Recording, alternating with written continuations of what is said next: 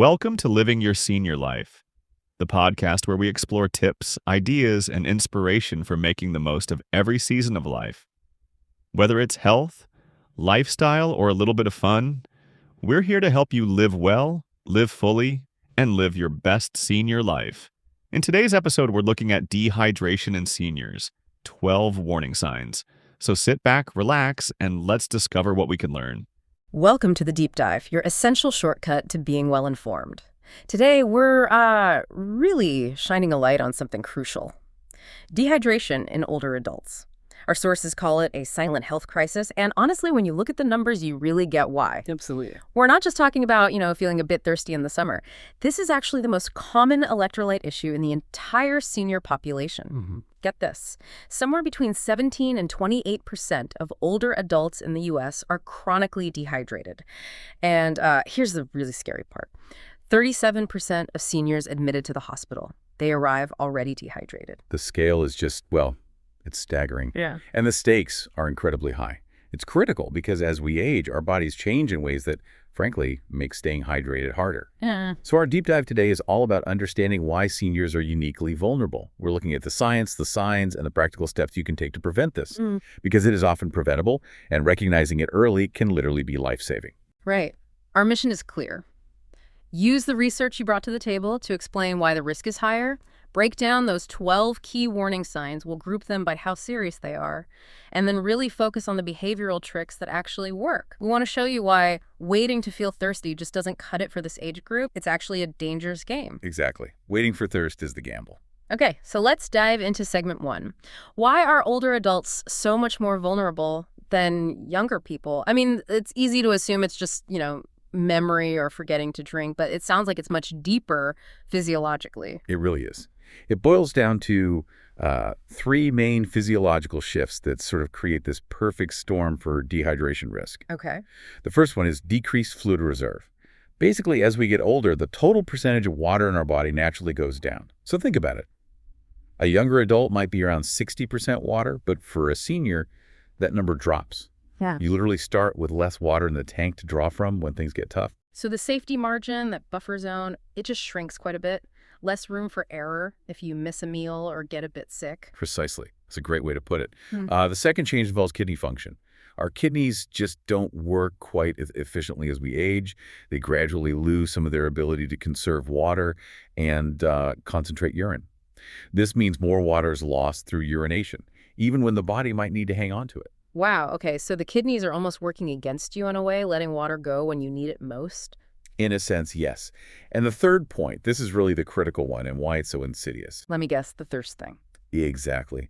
Blunted thirst sensation. Our sources really hammer this home.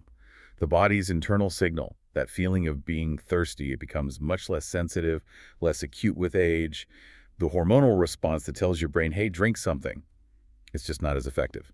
So a senior might genuinely not feel thirsty even when their body's crying out for fluids. So relying on that feeling is just unreliable, completely unsafe, really. Totally unsafe in this population. And then on top of these natural changes, we have medications, right?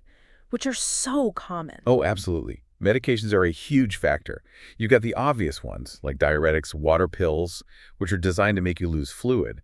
But then there are really common blood pressure meds, like ACE inhibitors and ARBs.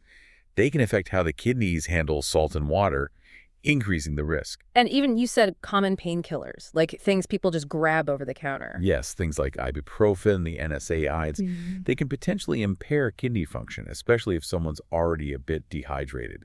So you put those two together, and it can get dangerous quickly. Plus, some antipsychotics and antidepressants can actually mess with the thirst sensation itself, making that unreliable signal even weaker. Right. And then you layer on health conditions. Diabetes often means increased urination. Heart failure or kidney disease make fluid management incredibly tricky anyway. And dementia, of course, brings challenges with remembering to drink or even recognizing thirst. It really paints a picture of multiple risk factors stacking up. It does. Okay, so since we know thirst isn't a reliable guide, we absolutely need to know the external warning signs. The sources break down these 12 signs by severity, which feels really practical for knowing, how urgently to act. Yes, understanding the progression is key. We usually group them into mild, moderate, and severe. Let's start with mild, the early clues. Right, mild dehydration is where you want to catch it. Yeah. First, look at urine color. Dark yellow urine is a sign. Ideally, it should be pale yellow, almost clear. Second, decreased urination, just not going as often. The body's trying to hold on to water. Makes sense. And third, a persistent dry mouth or kind of sticky saliva, like the tongue might feel like it's sticking to the roof of the mouth. Okay, and just to reiterate, thirst might be there, but we can't count on it. Exactly. Discount it as a primary signal here. All right, moving to moderate dehydration. This is where the risks, like falls, really start to climb, right? Definitely. This is where you see more noticeable effects. And there's a really useful check here, the skin tent test. Ah, yes, explain that one. So you gently pinch the skin on the back of the hand for a second or two. In someone who's well hydrated, the skin should snap right back down instantly. If it stays tented or pinched up for, say, 1 or 2 seconds before slowly going back down, that suggests moderate dehydration.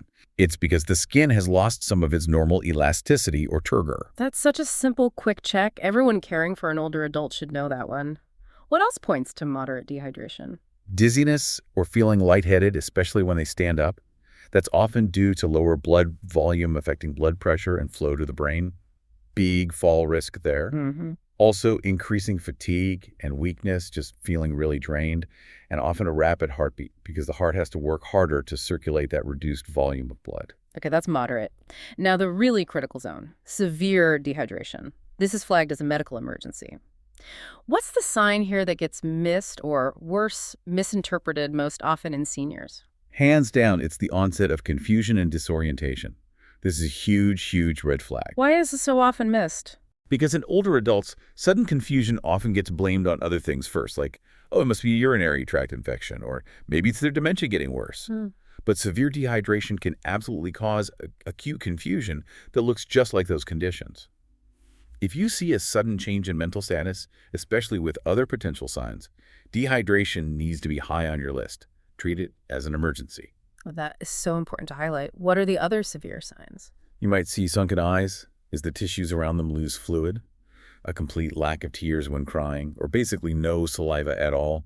Severe muscle cramps can happen too, due to electrolyte imbalances getting critical. Okay. And then the absolute emergency signs that mean call 911 or get to an ER immediately.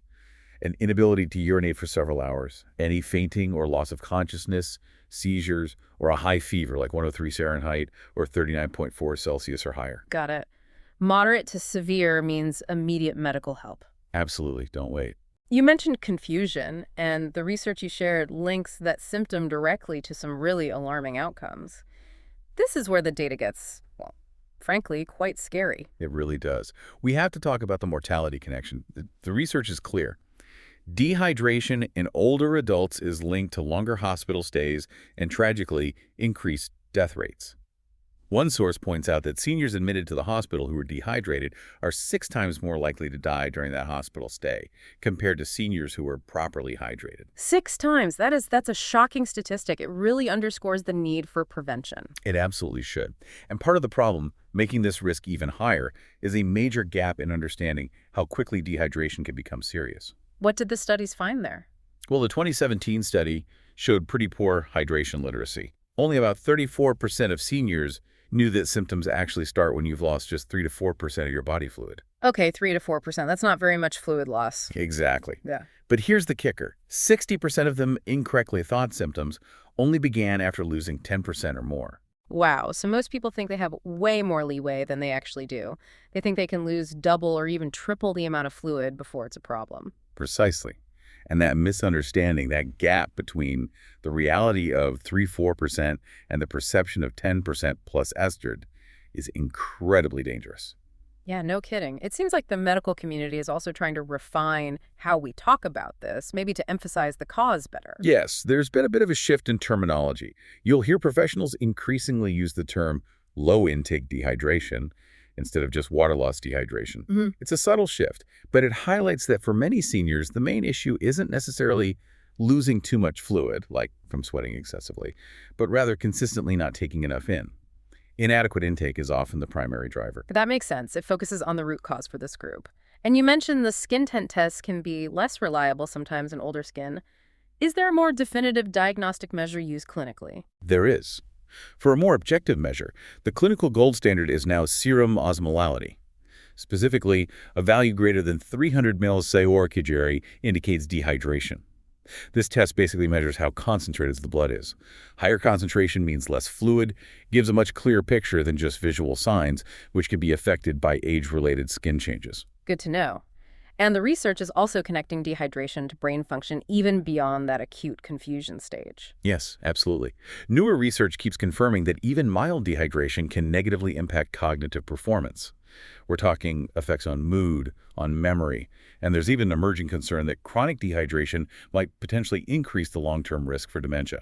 That's huge. I mean, if something as simple as making sure you drink enough water could help protect cognitive health, why wouldn't you prioritize that? Exactly. Okay, let's shift gears then. We know the risks, we know the science. Let's talk prevention. What actually works? What are the evidence-based strategies? Right, the good news is most cases are preventable with the right approach. The starting point is usually setting daily goals for fluid intake. But, and this is a big but. Here comes the caveat. Yes, the crucial caveat. The general guideline you often hear is 6 to 8 cups a day, which is about 1.5 to 2 liters. Some sources might even say around 72 ounces or 9 cups for generally healthy seniors. However, this is just a general target. It is absolutely essential, mandatory even, to consult a healthcare provider for personalized advice. Especially for certain conditions, right? Especially then. People with conditions like congestive heart failure or certain stages of kidney disease might actually need fluid restriction, not more fluids. So you must follow the doctor's specific orders in those cases, never just assume more is better. Okay, very important point. So, assuming the doctor says the general goal is appropriate, how do you make sure someone actually drinks that much, especially when, as we've established, thirst isn't helping? This is where behavioral interventions come in. And the evidence strongly suggests these are the most effective tools we have. The core idea is to make hydration scheduled and intentional, not reactive. So think regular reminders. Set alarms maybe hourly, or tie it to predictable events like TV commercial breaks, or always having a drink with meals and snacks. Structure is key. Structure is absolutely key. The data backs this up. One review found that seniors who got these kinds of structured reminders and interventions drank, on average, about 300 milliliters more fluid per day. Wow, 300 milliliters more just from reminders. That's like an extra large glass of water. That's significant. It's very significant. It shows that conscious effort and routine really work. That's why things like drink reminder devices or apps are often highlighted, that they're proven to be more effective than just telling someone you should drink more. They automate the cue. Makes sense. Turn the intention into an action. What about getting fluids from food? Yes, definitely leverage food-based hydration. Don't forget that many foods have high water content. Watermelon is a classic. It's over 90% water. Cucumbers and celery are even higher, like 95%. Good examples. And things like soups and broths are fantastic ways to get both fluid and some nutrients or electrolytes. And simple environmental changes, making it easier. Huge impact. Use environmental strategies. Keep water easily accessible. A pitcher or a favorite water bottle right next to their favorite chair or on the bedside table. And importantly, make sure the path to the bathroom is clear and safe. Fear of falling on the way to the toilet is a genuine reason why some seniors limit their fluid intake, sadly. So making access easy and safe is part of the hydration strategy. That's a really practical point. Okay, finally, let's just quickly recap the treatment approach based on severity. Mild dehydration. Mild, you focus on increasing oral fluids. Small, frequent sips are often better than gulping. Maybe add some electrolyte drinks or powders if needed, especially if they've lost fluids through vomiting or diarrhea. And if it progresses to moderate? Moderate almost always needs a proper medical evaluation. Often, IV fluids might be necessary. At this point, just drinking might not be enough or fast enough for the body to catch up, especially if they feel nauseous. Right. And severe, as we said, is an immediate hospitalization situation for aggressive IV fluid and electrolyte replacement under medical supervision. And always remembering those special considerations for heart failure, kidney disease, dementia. Always. Tailored approach is critical. Okay, this deep dive has made it crystal clear. Because those internal thirst cues just aren't reliable for older adults, hydration can't be passive. It absolutely has to be scheduled and intentional. Prevention really hinges on knowing about those physiological changes we discussed and then actively using these behavioral tools and reminders to get ahead of the problem rather than waiting for the body's late and sometimes fatal warning signs. Exactly. So wrapping this up, what does this all mean for you listening? We've talked about the stark reality that 6 times higher risk of dying in the hospital if dehydrated. That's not a small number. And remember that dangerous knowledge gap. Most people vastly underestimate how little fluid loss it takes, just 3 to 4% to start causing problems. They think they have until 10% loss, which is far too late. So the final thought is this. Given that dehydration can go from mild to severe surprisingly quickly, maybe just hours, especially if someone's unwell or it's hot out, and knowing that the body's own alarm system is unreliable, what specific system, what intentional reminder, what habit are you going to put in place starting today to ensure consistent hydration for yourself or someone you care for? How will you make it proactive instead of waiting for those dangerous lead signals? Thanks for listening to Living Your Senior Life. Be sure to follow the show so you never miss an episode, and visit livingyourSeniorLife.com for more articles, resources, and inspiration. Until next time, keep living your best life.